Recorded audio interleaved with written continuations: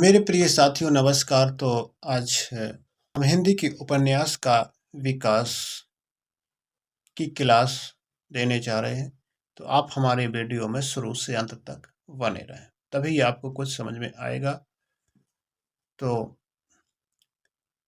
हम देख लेते हैं इसका इंट्रोडक्शन यानी कि पूर्व पीठ का प्रस्तावना। इसके उपन्यास का लेखन कहाँ से प्रारंभ हुआ है, उपन्यास की जननी क्या है।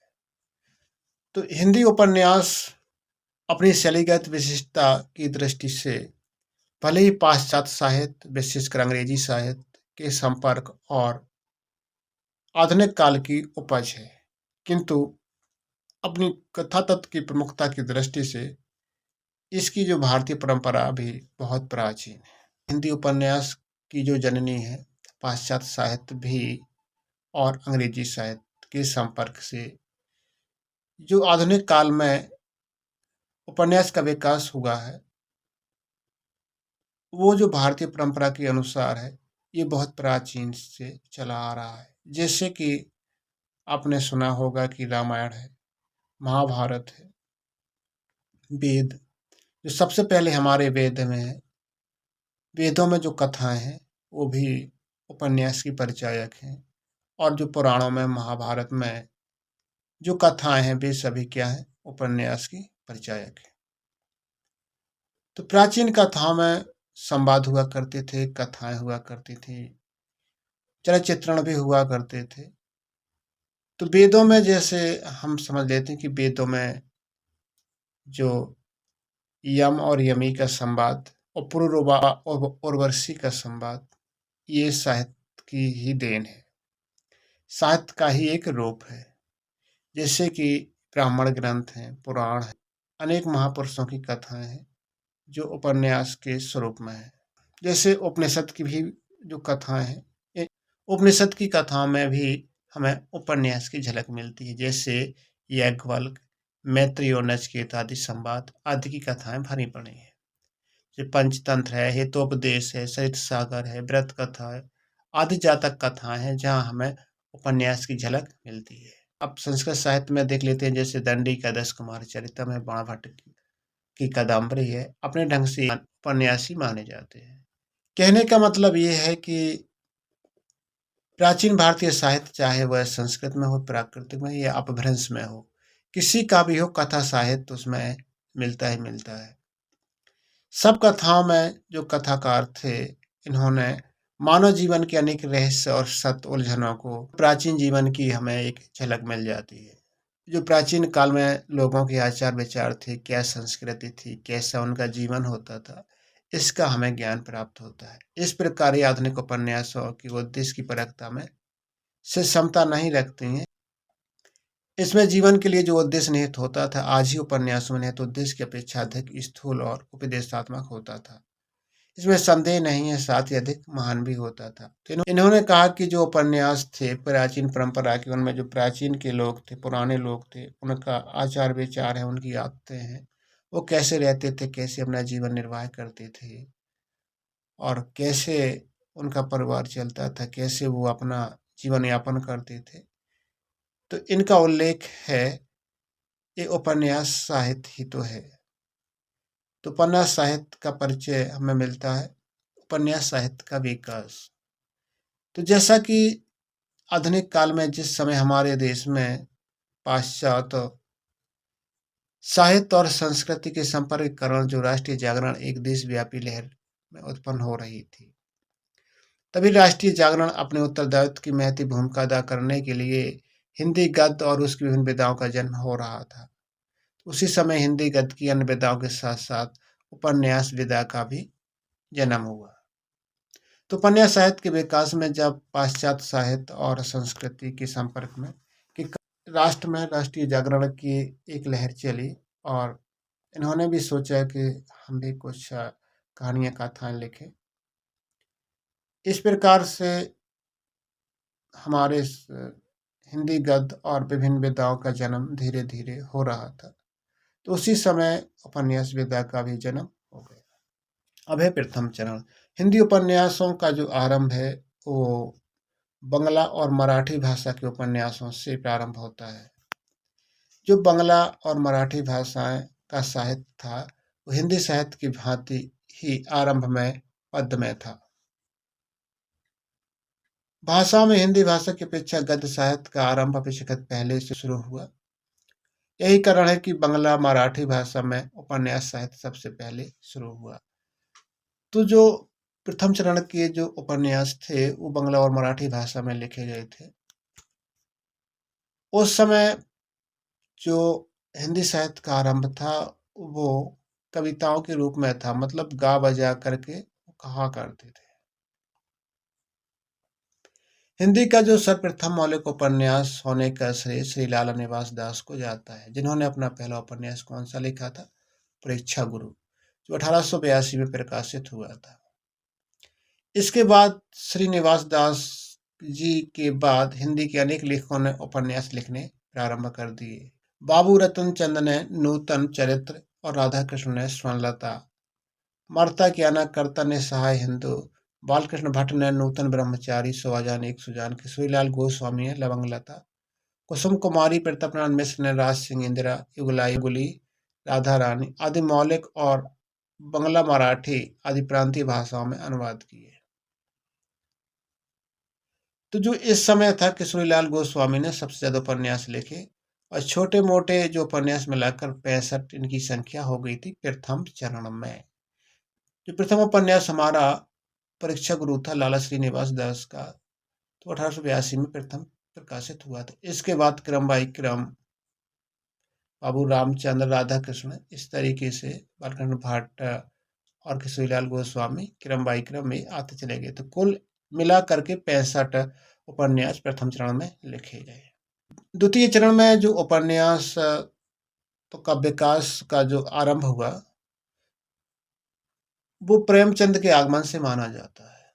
तो उपन्यासों में प्रेमचंद का आगमन कब हो जाता है? तो प्रेमचंद का आगमन द्वितीय चरण में हो जाता है।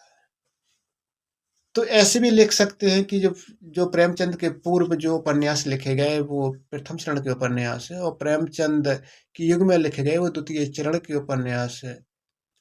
तो प्रेमचंद के पूर्व जो हिंदू उपन्यासों में कथा वस्तु थी, कथा गठन थी, शैली और उद्देश्य की दृष्टि से बहुत अंतर था, क्योंकि जो प्रेमचंद थे वो उपन्यास लिखने में माहिर थे। इनके जो उपन्यास थे वो सबसे अलग थे। प्रेमचंद के आने से उपन्यास के क्षेत्र में बहुत अंतर आ गया। प्रेमचंद ने अपने उपन्यासों में राष्ट्रीय चेतना को लेकर उपन्यास लिखने प्रारंभ कर दिए। भारतीय राष्ट्रीय आंदोलन और राष्ट्रीय चेतना एक संगठित शक्ति के रूप में ग्रहण कर लिया गया। भारतेंदु काल में जो राष्ट्रीय जागरण केवल सांस्कृतिक सुधार और भारतीय गौरव के पुनरुत्थान के रूप में हुआ था, वह स्वराज्य स्थापना के रूप में ग्रहण कर चला था।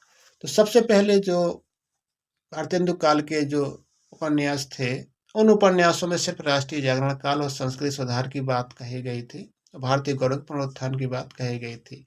लेकिन प्रेमचंद के उपन्यासों में स्वराज की स्थापना की बात कही गई। साहित्य में हमें वही चीज दिखाई देती है कि जो प्रेमचंद ने अपने उपन्यासों में निम्न वर्ग और मध्यम वर्ग, मजदूर वर्ग के जीवन की आर्थिक दशाएं, राजनीतिक दशाएं और सामाजिक समस्याओं के साथ साथ उनके संबंधों का, पारिवारिक और व्यक्तिगत जीवन की समस्याओं का चित्रण किया है। हमारे समाज का पूरा जीवन उनके उपन्यासों में चित्रित हुआ है। जो प्रेमचंद के उपन्यास थे उनमें जो गरीब वर्ग, मध्यम वर्ग और मजदूर वर्ग के जो लोग थे उनकी आर्थिक स्थिति, राजनीतिक स्थिति और सामाजिक की जो समस्याएं थी उनकी, और उनके परिवार के बीच क्या संबंध थे, कैसे बनती बिगड़ती थी, कैसे उनका जीवन का निर्माण होता था, क्या क्या समस्याएं आती थीं, इनका पूरा जीवन उनके उपन्यासों में चित्रित हुआ, जो आज भी हमारे समाज के मध्य वह जीवन आज भी है। आज भी राजनीतिक सामाजिक समस्याएं हैं जो प्रेमचंद ने अपने उपन्यासों में लिखी हैं। और प्रेमचंद ने जो जो समस्याएं थीं उनका सफल समाधान अपने उपन्यासों में ही करने का बहुत प्रयास किया है। लेकिन आरंभ में जो उपन्यास थे इनकी जो आदर्श की स्थापना है, आग्रह है, ऐसा आदर्श इसे पहले से सोचकर और अपनी कथा का विकास द्वारा स्थापित करने का निश्चय करके चले।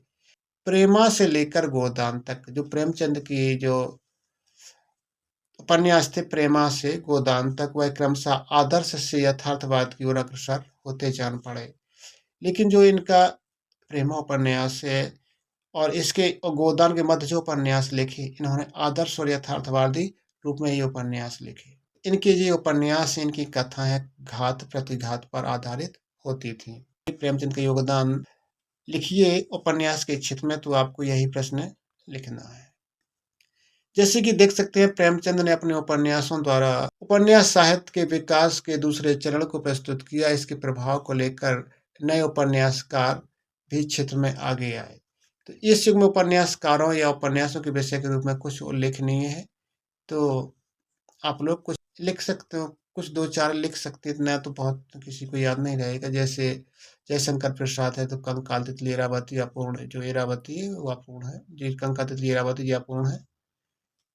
तो इस प्रकार से आप देख सकते हैं, ये सभी हैं, लेकिन अब हमें तो जयशंकर प्रसाद के बारे में लिख दिया, एक आध और लिख देंगे हम। जैसे वृंदावन लाल वर्मा है, ये तो इनकी रचना है। गढ़ कुणार, विराट पदमनी आदि इनकी रचना है। जयनंद कुमार है तो परख है, सुनीता है, त्यागपत्र है, कल्याणी है, सुखदा विवर्त व्यतीत है। तो प्रेमचंद युगीन जो उपन्यासकार थे, उसमें चेतना प्रवृत्ति की दृष्टि से समानता 3 वर्गों में दृष्टिगोचर होती है। कुछ उपन्यासकारों ने मानव जीवन की समस्याओं को समाज की भूमिका में रखकर परखा है। व्यापक सामाजिक और उभरती राष्ट्रीय चेतना प्रसंग में मनुष्य की चारित्रिक विषमताओं को, सामाजिक विषमता, मनुष्य के राज्य तथा समाज के संपर्क की क्रिया प्रतिक्रिया सजग चित्रण द्वारा जनजीवन के यथार्थ रूप में व्यापक मानवीय स्वरूप दिग्दर्शित किया है। दूसरा है कि कुछ उपन्यासकारों ने फ्रायड के मनोविश्लेषण के आधार पर ही मानसिक रूप से चरित्रों का चित्रण भार प्रस्तुत किया है। तीसरे प्रकार का है उपन्यासकारों ने मनुष्य के सामाजिक जीवन विषमताओं और साम्राज्य विरोधी राजनीतिक संघर्ष और प्रसंग को चित्रण किया है। तो जो इसका पहला प्रकार था, इसमें समाज की राजनीतिक चेतना का प्रसंग था, और दूसरी इसका प्रकार है, तो इन्होंने जो उपन्यासकार थे दूसरे प्रकार के, फ्रायड के मनोविश्लेषण सिद्धांत के आधार पर चरित्रों का चित्रण किया है। और तीसरा जो प्रकार था, इसमें उपन्यासकारों ने मनुष्य के जीवन की विषमताओं को साम्राज्य विरोधी राजनीतिक संघर्ष के रूप में चित्रित किया है। तो प्रेमचंद ने क्या है कि मानव जीवन का जो अपने उपन्यासों में चित्रण किया है, इसी को उन्होंने अपना लक्ष्य बनाया है कि मानव जीवन कैसे चलता है, कैसे समस्याएं आती हैं, और कैसे इनका परिवार बड़ा होता है, कैसे इनका परिवार बिखरता है, और कैसे बड़े लोग छोटे लोगों के साथ व्यवहार करते हैं।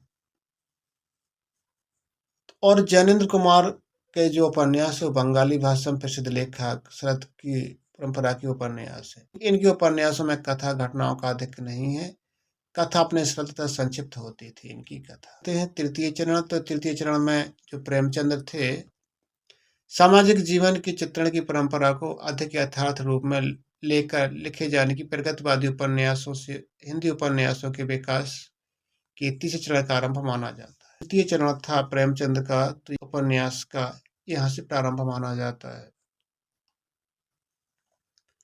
जो प्रगतिवादी उपन्यासों में मजदूर, किसान और मध्यम वर्ग के आर्थिक, राजनीतिक, सामाजिक संघर्ष का चित्रण है। तो द्वितीय चरण में भी यही किया था। ये हिंदी उपन्यास हैं, तो हिंदी उपन्यासों में भी जो मजदूर हैं, किसान हैं और मध्यम वर्ग के लोग हैं, उनकी आर्थिक स्थिति, राजनीतिक और सामाजिक समस्याएं और शोषित वर्ग की उभरती शक्ति चेतना को मुखरित किया है। मतलब इनके उपन्यासों में मजदूरों के प्रति उपन्यास हैं, किसान के प्रति उपन्यास हैं, मध्यम वर्ग जैसे इनकी सब सामाजिक स्थिति, आर्थिक स्थिति, राजनीतिक स्थितियों का, और छोटे छोटे लोगों का शोषण किस तरीके से किया जाता है, किस तरीके से वो अपना जीवन निर्वाह करते हैं, कैसे उनमें चेतना आती है, इस तरीके से इन्हें हिंदी उपन्यासों में चित्रण किया गया है।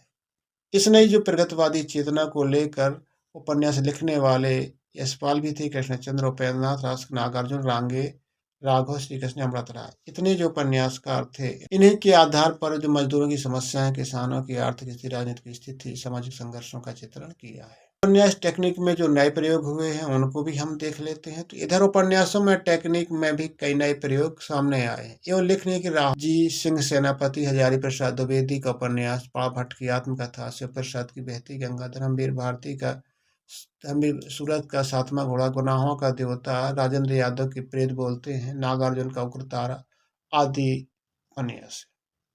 तो हम निष्कर्ष पे पहुंचे कि हिंदी की नई और पुरानी पीढ़ी जो प्रसिद्ध उपन्यासकार जो निरंतर ऐतिहासिक उपन्यास के सृजन से हिंदी उपन्यास साहित्य में वृद्धि कर रहे हैं, उनमें सर्वश्री वृंदावन लाल वर्मा है, राहुल संग्रहतन है, रांगे राघव है, आचार्य चतुर्सेन शास्त्री हैं, हजारी प्रसाद द्विवेदी हैं, हरिभाव है, उपाध्याय, सत्यकेतु विद्यालय विद्यालंकार है, यशपाल है, बनमाल, सुनील आदि हैं। तो इस तरीके से उपन्यास का विकास हो गया। तो ये प्रेमचंद का योगदान उपन्यास